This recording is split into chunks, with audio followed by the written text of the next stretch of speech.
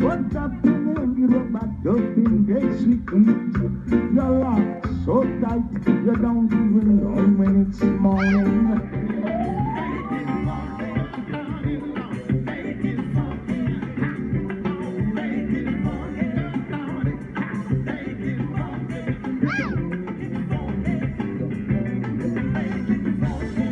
Oui, il y a Maceo Parker qui n'est pas présenté, c'est le blues des États-Unis, c'est du jazz, c'est vraiment féerique, Maceo Parker.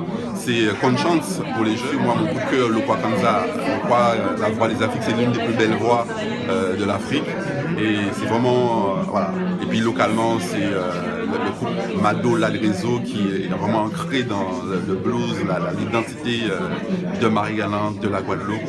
C'est un très très beau festival cette année où on est vraiment dans la profondeur de ce qui fait le blues des Antilles, la voix. C'est une rencontre avec un territoire, avec l'âme de territoire. C'est ça le festival Terre de Blues. Marie-Galante Terre de Blues, c'est ça. On propose donc d'ouvrir notre âme aux autres et qu'ils comprennent c'est quoi Marie-Galante, qu'est-ce qui se passe dans ce territoire-là. Et bien sûr, voilà, c'est riche, c'est beau, c'est convivial, c'est familial. Et c'est vraiment un territoire qui est basé sur la rencontre entre l'Afrique, les États-Unis et la Caraïbe. On est dans ce triptyque, on est dans cette rencontre entre l'Afrique, la mer qui est de Cara. Nous, on est les déportés de l'Afrique avec les États-Unis, voilà, nos frères des États-Unis et toute la Caraïbe.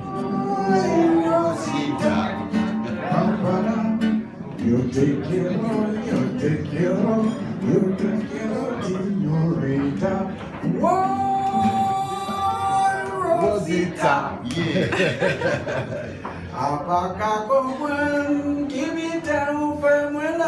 c'est un festival qui englobe un petit peu tout ce qui est cher pour moi. Par là, je veux dire qu'il y a cette culture créole musicale qui résonne dans ça. Il y a le beau blues qui rend une certaine universalité dans cette créolité.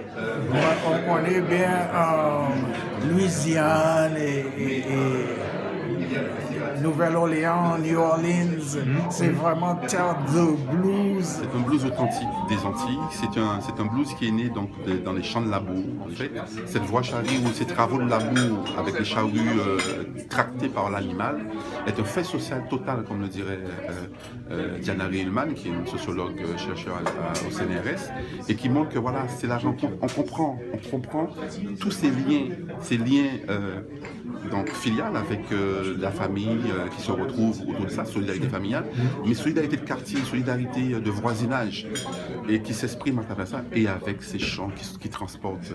Voilà, c'est vraiment l'identité. Et puis Marie-Galante, c'est vrai, quand on a cette rencontre avec l'animal, les bœufs, c'est quelque chose de particulier à Marie-Galante. D'ailleurs, il y a plus de têtes de bovins que d'ovnis têtes de bovins, il y a 12 000 habitants.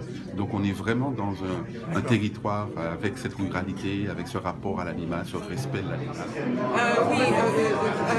Terre de Blues, c'est la première fois. Donc, puisque notre projet n'a qu'un an, qu'on a fait cette liste ensemble.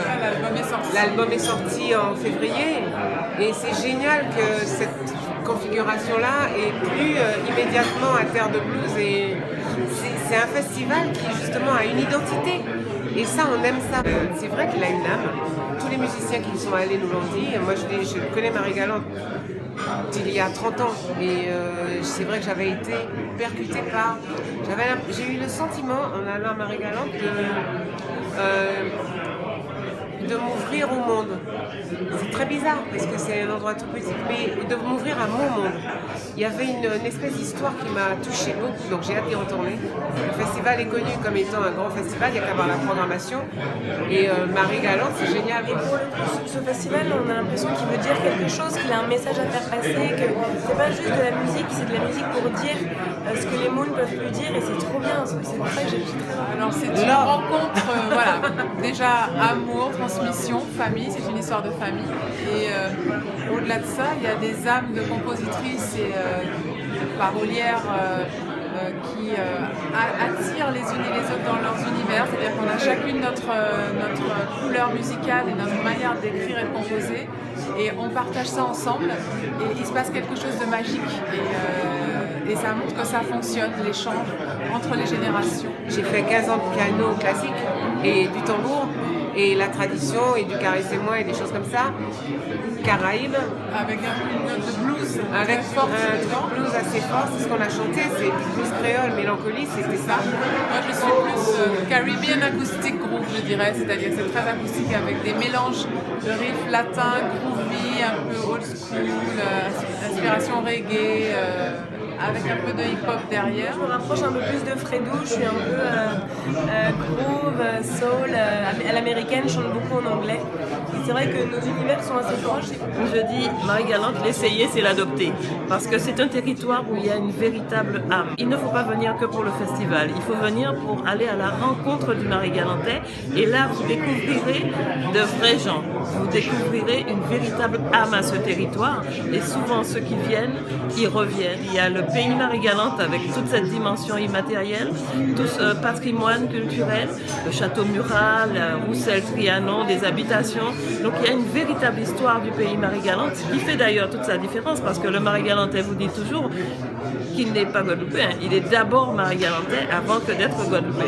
Donc, et ça, vous le ressentez, arrivé à Marie-Galante, l'air est différent, tout est différent. Ce sont pour moi les plus belles plages de Guadeloupe. Mais c'est plus que cette image carte postale, c'est le Marie-Galantais qui vaut le coup d'être rencontré. La voix charrie, c'est une phrase créole qui veut dire les champs de labour. Il faut savoir que Marie-Galante, c'est une terre purement agricole où les parcelles sont petites. Nous n'avons pas de grandes propriétés. Donc, nous avons que de petites parcelles qui souvent sont difficiles à être mécanisées.